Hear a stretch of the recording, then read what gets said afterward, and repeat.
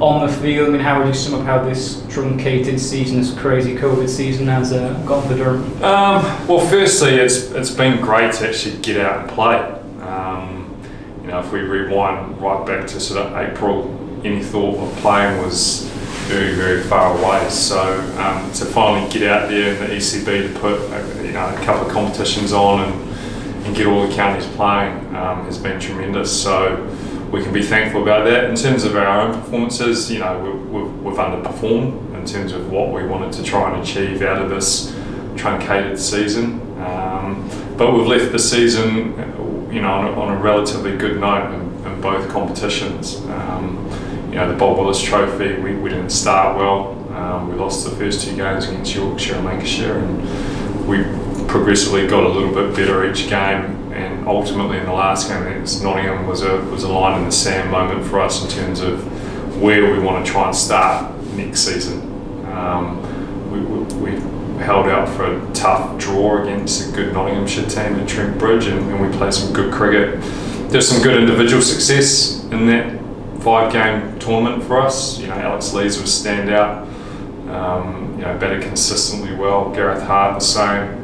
And with the ball, Chris Rushworth led the charge again and was ably supported by other seamers. We rotated the seamers through the course of that 5 games, to look at different combinations, but also guard against injury, because it was a relatively short build-up for them. So we were trying to be very aware of looking after them from a body point of view, and they got through that, which was pleasing. And there was a nice opportunity to see different bowling combinations with an eye to next year.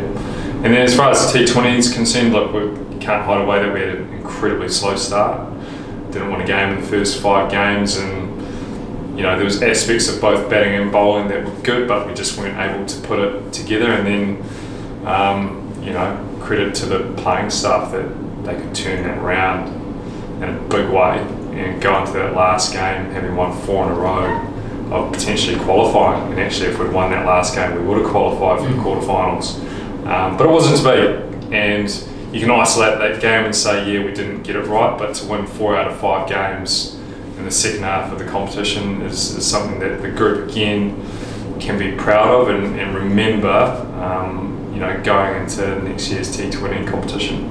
It seems to me that the theme of your first couple of years, see the team starts slowly, but then starts hit the stride move, and it goes really well for a large period. You've just missed out twice again, as it happened last year. I mean, can you pinpoint why those slow starts happen? Not right now, because we've only just finished, and that's part of the winter process, is reviewing why and how we can get better. And the next couple of months, myself and Marcus North and the rest of the coaching staff will look at why and how, and I'm sure all the players will as well, and how they can get better from this year and start the season on the front foot, not playing catch-up cricket, so to speak, which is kind of what you allude to the last couple of years of me being here.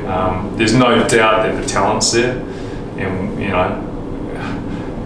we've got the talent to do well. It's a case of backing up that talk, backing up all the training, and getting out there and getting on the front foot and getting early season performances, and that we can just snowball on for the rest of the season. And that's the challenge, and we'll try and work out why and how over the next few months to be better right from the word go next season. Did you like the Bob Willis Trophy format? I loved it. Yeah, I'm an advocate of that. It's not necessarily the views of Durham Cricket or other people, but I enjoyed the conference side of it. I enjoyed playing against some teams that we weren't expecting to play against this season if it was a normal season, because we were going to be in second division and we were playing against some perceived first division teams, and we came up short, but it was cool for us to test ourselves against that, and let's see what happens. I think there's some decisions that are being made at the moment on what next season looks like, but I quite enjoyed the conference stuff.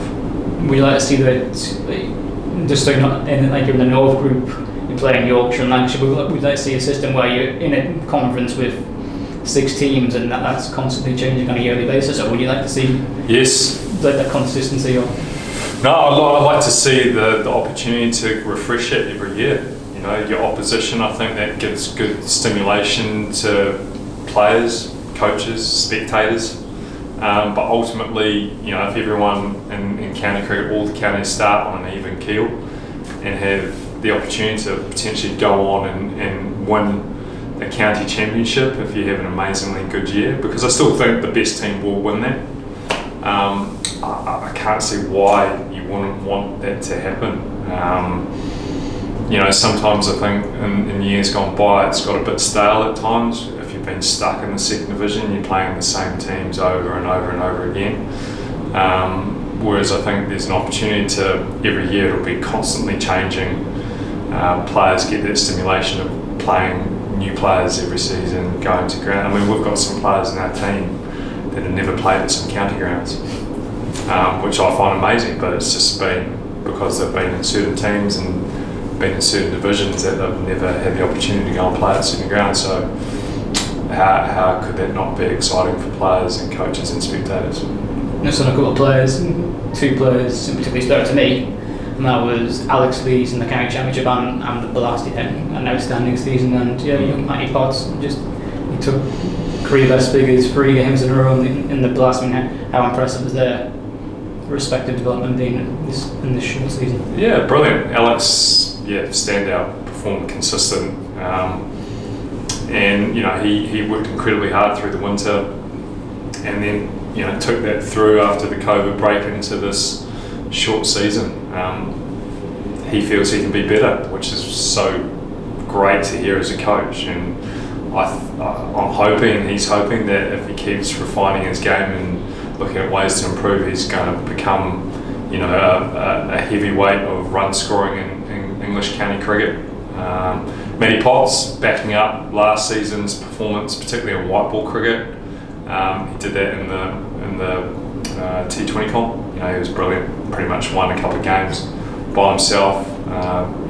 Yorkshire and Lancashire spring to mind of the last couple of games in the T20 season. And there's been others. Graham Clark was brilliant in the T20. Ben Rain, when he got picked for the back end, was brilliant. As I said, Gareth Hart was consistent.